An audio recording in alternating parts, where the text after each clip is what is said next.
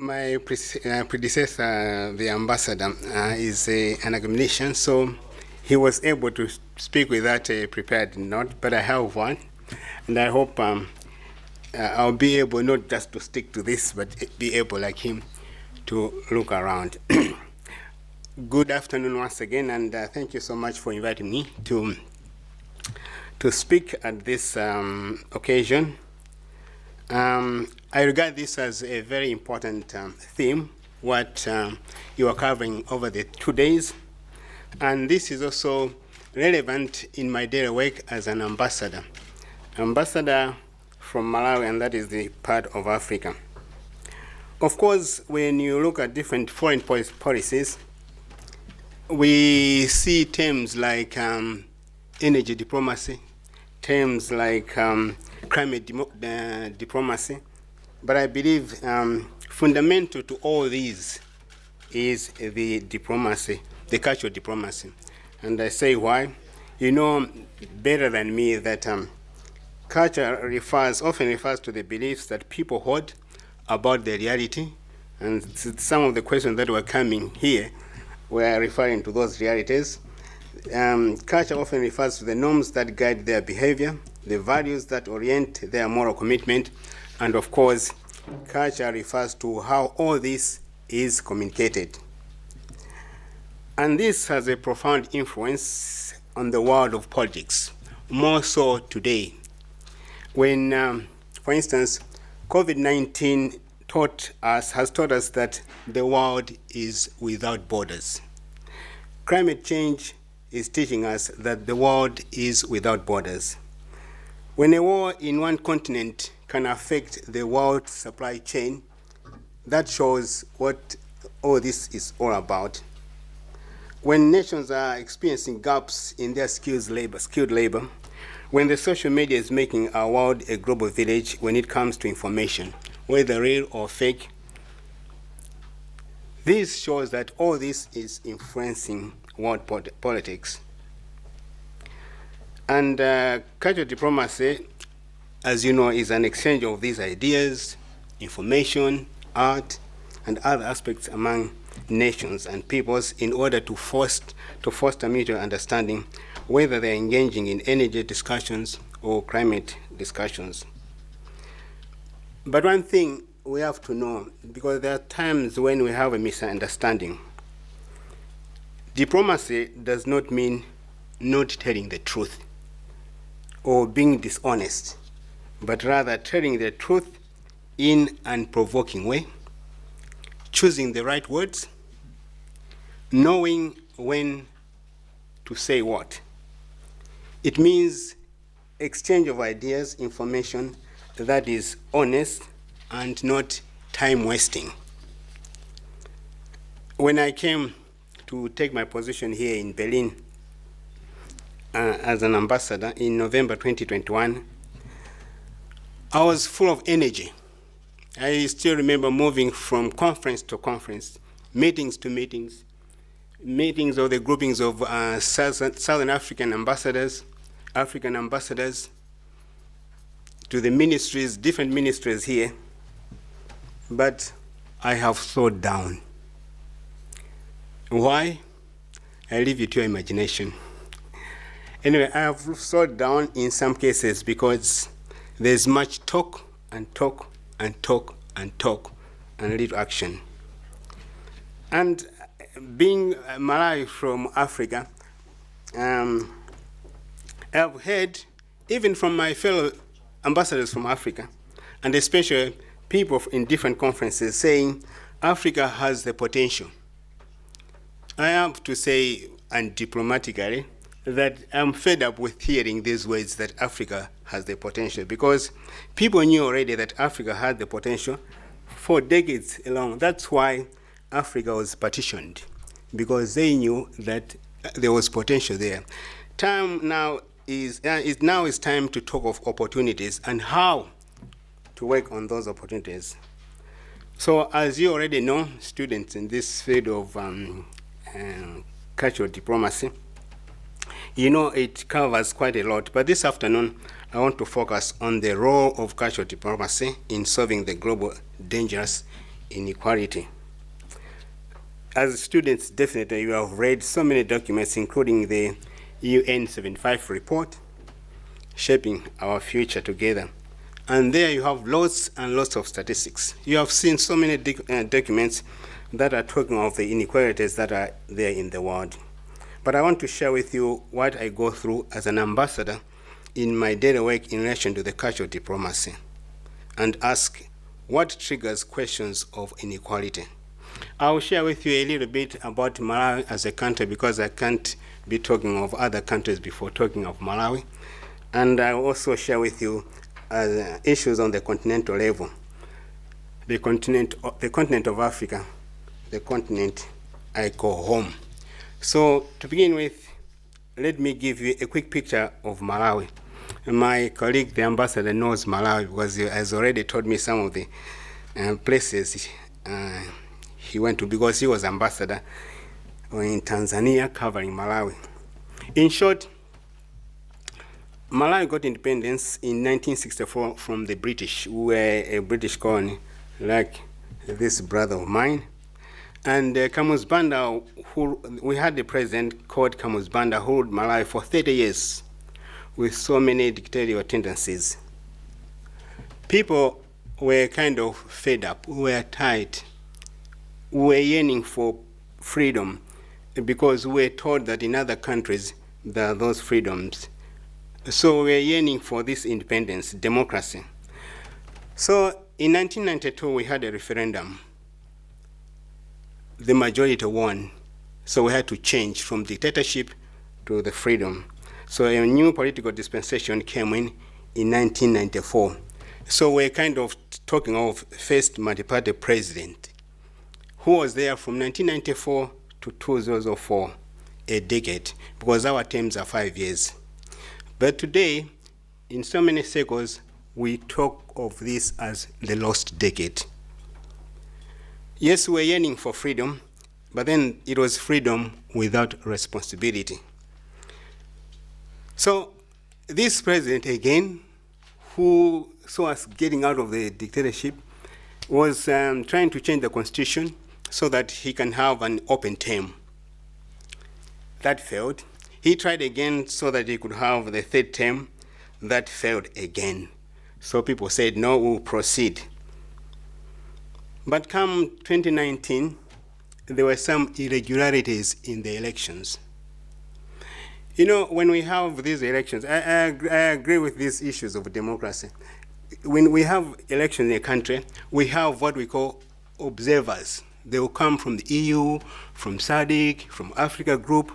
So at the end of the elections in 2019, almost all the observers said the elections were fair and peaceful. And yet there were irregularities. So the opposition went to court, and the opposition won the case, which is very strange in most countries that an opposition party wins a court case, but that happened. So we are in that time now, so we hope that things will go. Malawi remains a peaceful country. We haven't had wars, but the question would be, what keeps Malawi economically stagnant? Why is it that people are not happy? Because of their poverty. But I believe putting the blame on the colonial past won't do any of us any good. We just have to face the reality and ask ourselves, how do we address the realities that we have today? You know, one of the challenges we have on our continent is that when leaders are elected in two positions, you know, they have these five-year terms. So they are busy, once they go into government, they are busy to make sure that come 5 years, will be elected. So all their planning, all their discussions, everything is seen in terms of 5 years, which is sad. And like most politicians, and most in bold and underlined, like most politicians all over the world, they so easily and so successfully forget that they will not be there forever. that the world is changing. And you still see them wanting to remain in power. But well, time is ticking and they will go. And so they want to amass everything from themselves. They want to make sure that in the judiciary, there are people they have appointed so that come something, they will be defended. They will make sure that they will buy some of the MPs in parliament so that when there's an attempt to change the constitutions, they will be supported. But then, now when it comes for the good of the country, when it comes to cultural diplomacy, discussions on the world stage, these are the people who are engaged with other countries, with other groupings, to change the things of their country. Now, how do you expect that these people will bring something for the good of their country? And therefore, no wonder that in most countries, people are not happy, including my country.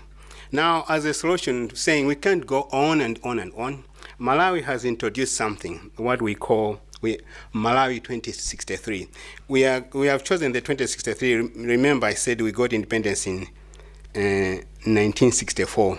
So by 2063 will be 100 years. By the way, our Independence Day is tomorrow, the 6th of July. Now, this document will not be changed by anybody who comes into the power. So whether you like it or not as president, you have to plan according to this document. And the other thing I like now is that the rule of law and governance. The Anti-Corruption Bureau has been empowered. Now, I'll give you an example. As my brother said, I'm a diplomat. So, but as a diplomat, it does not mean that you have to tell lies. You just have to communicate the way things are and not make a judgment. At the moment, we have 3 cabinet ministers who are in prison. They had to answer charges of whatever they were doing in the past. At the moment I'm talking, our vice president is attending a court case. These are, I'm not a judge to say whether he was right or not, but these are examples of saying, okay, there should be a rule of law and governance, and these are the things that we encourage people. Now, looking at Malawi as a member in the global community, Malawi is being invaded.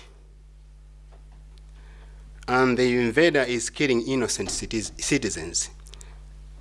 And the invader is destroying our infrastructure. And we know that there are so many nations making contributions to this invader, triggering the actions of this invader. I'll tell you who this invader is. I like the argument used by Germany when they appointed Jennifer Morgan as the special envoy on climate change, sitting in the foreign office. They argued or justified this by saying climate has become a security issue. Indeed, climate change and its effect is a security issue. The tropical cyclones, in our case, are here to stay. Climate change is invading our countries, killing hundreds of people each year, destroying infrastructure. And these cyclones are disturbing the economic fundamentals, making the economy unusable, unstable, and unattractive. So when I say we know of nations who are supporting this invader, you know what I mean now. So, for instance, the tropical cyclone Freddy and its consequences. Now, when we had this, so many people died. As an ambassador going around, I've been receiving letters of condolences because as ambassador here in Berlin, I'm also ambassador in several countries. So I've received letters of condolences and pledge for support. And here goes the diplomacy. Our stand as a country, not as Joseph, our stand at the UN, our decision based on the principles of territorial integrity, we said we didn't support the taking of the going into Ukraine. So when going around, whether it's in Czech Republic, president to say, "Oh, thank you for standing with us, condemning Russia on the aggression." I say, well, standing with you. But you know that there's another invader who is invading Malawi. What are you doing? Because yes, you are saying, I'm not saying that we took that position for the sake of being nice to you, but because of our own understanding. And again, just to give you an example, last Monday, there was a panel discussion, and the moderator asked one of the European MPs, saying, some countries are saying, why is it so many billions are going to Ukraine, supporting Ukraine, and yet in other areas we have also wars, but we haven't seen this kind of support. There was an example of this, these so many people who die in a boat, and then we have our 5 friends with the whole world paying attention. So the good lady there said, no, you have to understand, the things are different here. Because we are supporting Ukraine, you know, the Ukrainians are in their country, they are trying to defend themselves, so we are seeing with our eyes. So deep down I said, well, I cannot contribute here because I went there I was invited as an ambassador there just to observe.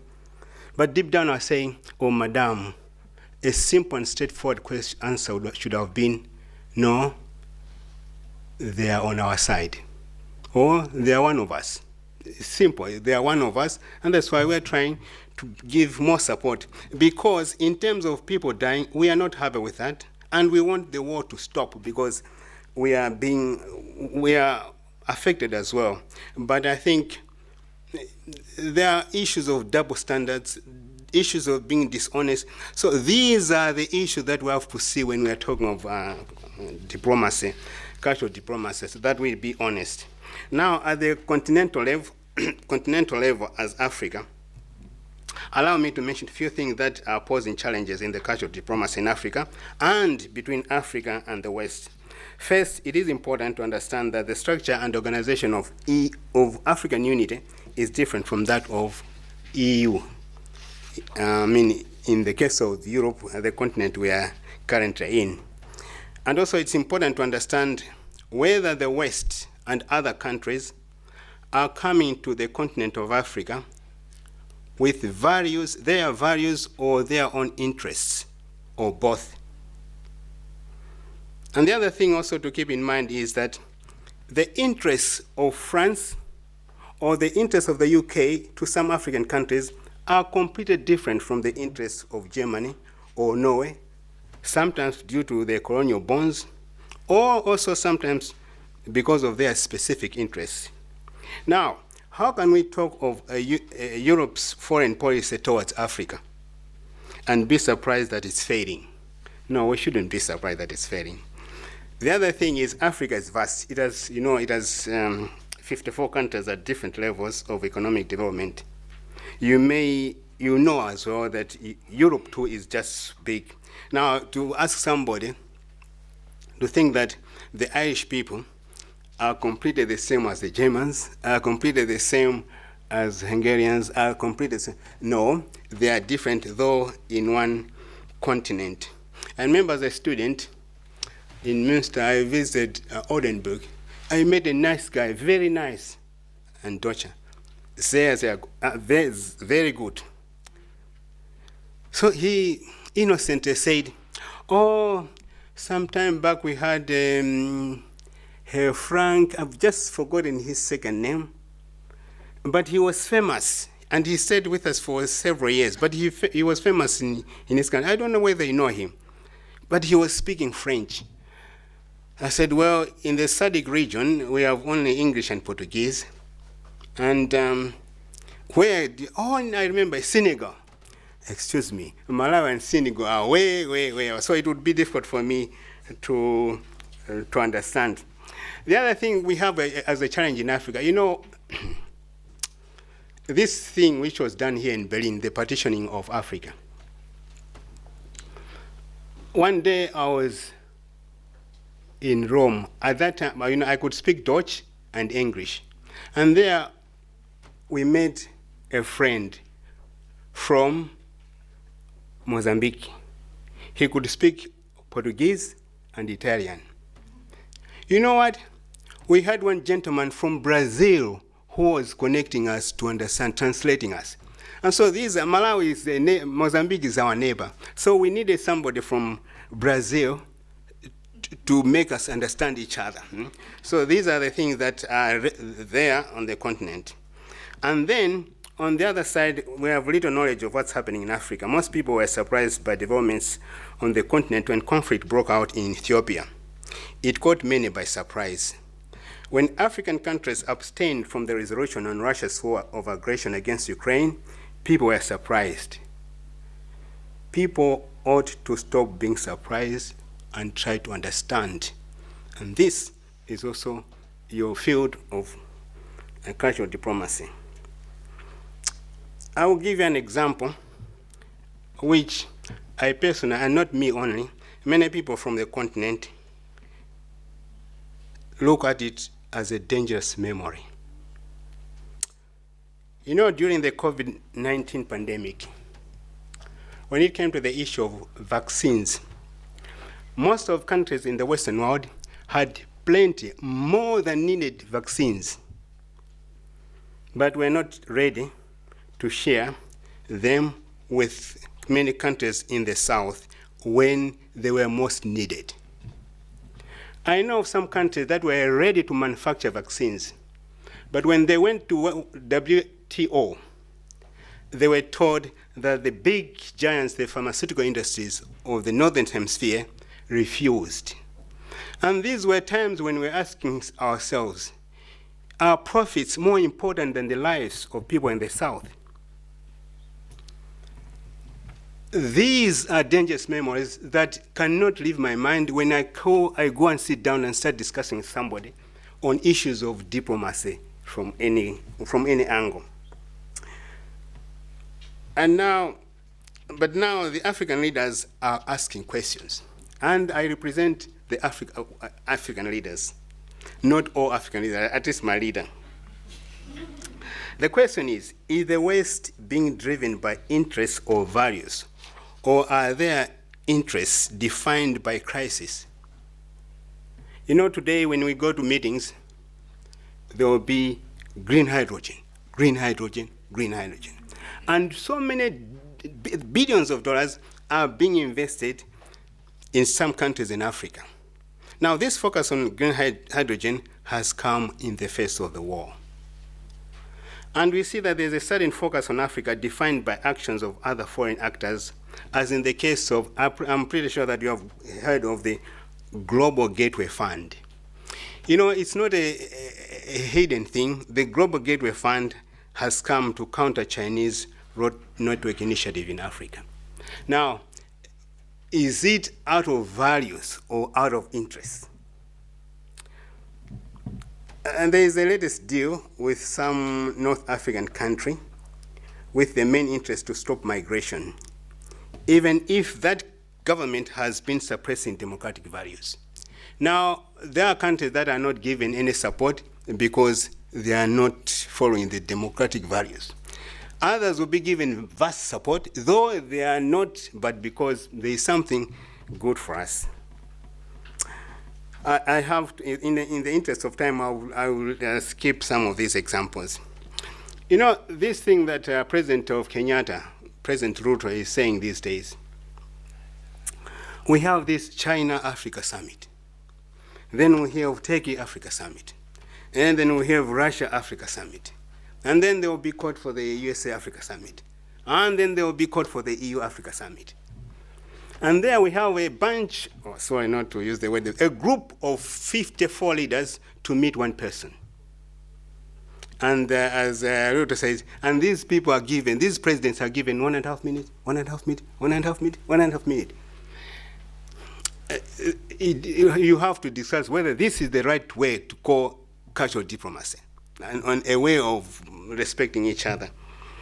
So there are so many examples, but no, the questions we now have as Africans, we are saying old answers are no longer relevant to the new questions that we have today. And there is need for radical cooperation.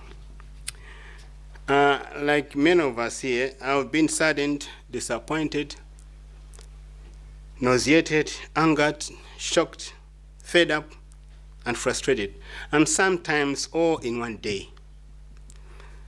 But what has this meant for me, for my faith in the future, faith in my job, hope for my country, or hope for my continent?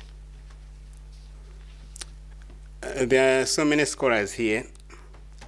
The great 17th century scientist and scientific genius, Galileo. You know Galileo, yeah? He was imprisoned by the church, and that time the Catholic Church was a mighty. So he was imprisoned by the church for his belief that the planet revolves around the sun.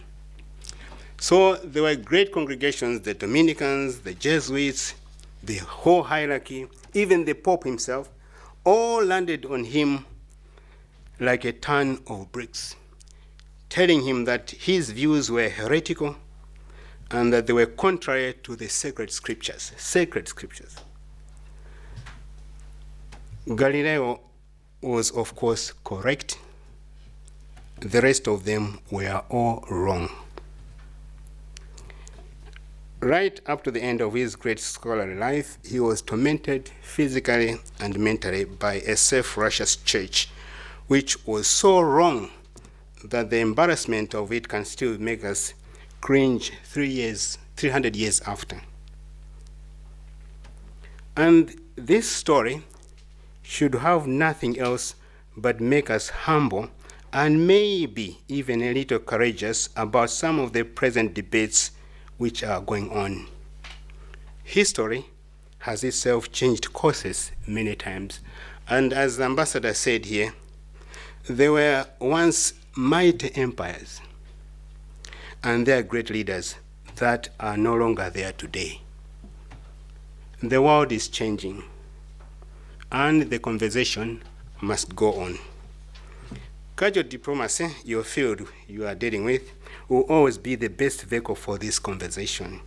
But it should be a conversation that is devoid of double standards, a conversation that is honest.